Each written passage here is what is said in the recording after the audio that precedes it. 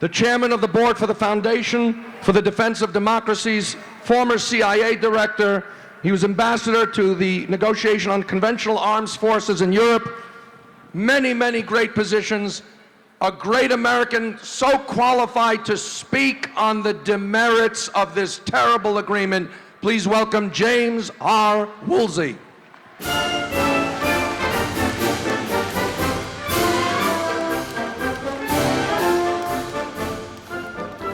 Thank you very much. I was really honored to be asked to be with you today.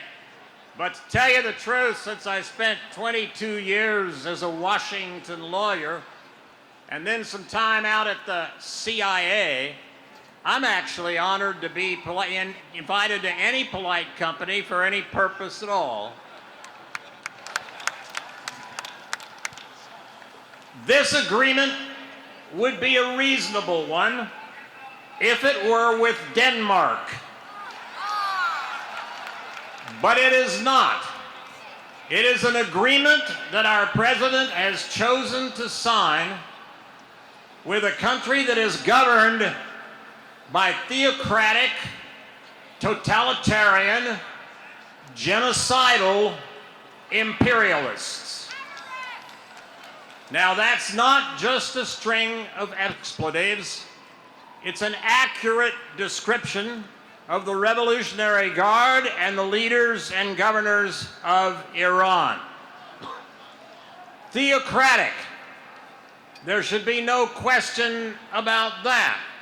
For over a third of a century, it has been ruled by Khamenei and others who believe very strongly in the union of religion and state and interpret their mandate as one in which they are doing God's will, and if in doing that they die and we die, they will go to heaven and we go to hell. That is their fundamental belief. Totalitarian.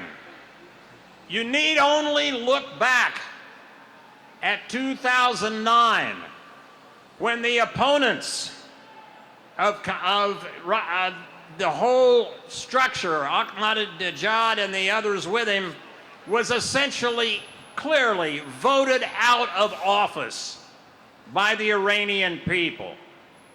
They took to the streets, especially the young people, peacefully demonstrating by the hundreds of thousands, and they were massacred, raped, imprisoned, killed, and that terrible series of events broke essentially the internal organization of the opposition to the mullahs. Would that it were not so. And we should support those wonderful Iranian people and youth and those who love freedom in Iran, but it is a much harder job since our president decided to stand aside silently in '09 when they were being killed in the streets. Theocratic, totalitarian, genocidal. How is this regime not genocidal? It lives and breathes on the chant of death to America and death to Israel. It is as fanatic in its anti-Semitism and its hatred of the West as a regime could possibly get.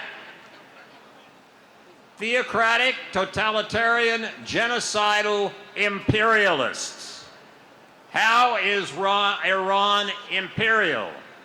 Well, look at their major part of their control of Iraq. Look at their control essentially of Syria. Look at their control of Yemen through the Houthis. They have control, if you count Hezbollah, they have control essentially of 4 other countries, and their appetite is not yet sated. Now, if we had an agreement to check nuclear weapons with a reasonable country, even an authoritarian, somewhat reasonable country, that would be one thing.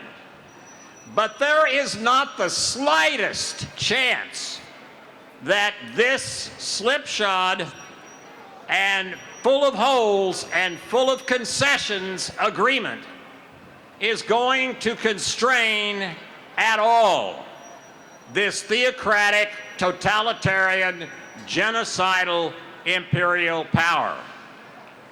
I would say that at this point, we have no real ability to affect their link to theocracy. We have no real ability to steer them away from totalitarianism, although their youth tried in '09 and we did not help. We have not a really good way to steer them away from their passionate support for genocide, but we can do something about their empire. And in their part of the world, losing a war and beginning to look weak changes everything. Now, I am not suggesting we send a lot of American boots on the ground, but we need to do in Syria and Lebanon and Iraq, we need to help the Kurds and others who are with us. We need to help them do to Iran what Iran's government deserves, which is to be crushed. We can go a long way to this with air traffic controllers, people in their units, help much more complete, even though it's not armies, help much more complete than what this administration has been willing to do. I wish I could think of something else to tell you, but I'm afraid this is a situation in which we have to choose as a nation between at least some degree of the use of force on the one hand and surrender on the other. We are in a track of surrender, given what this administration has done to get out of it and to save ourselves and our friends and allies in the Middle East, especially Israel, to deal with it short of nuclear weapons being used. We have to be many, many times more forceful and decisive than this administration has been. Will it be surrender, continued surrender, or will it be opposition and it blows against tyranny? Let us not vote for surrender and tyranny. Thank you.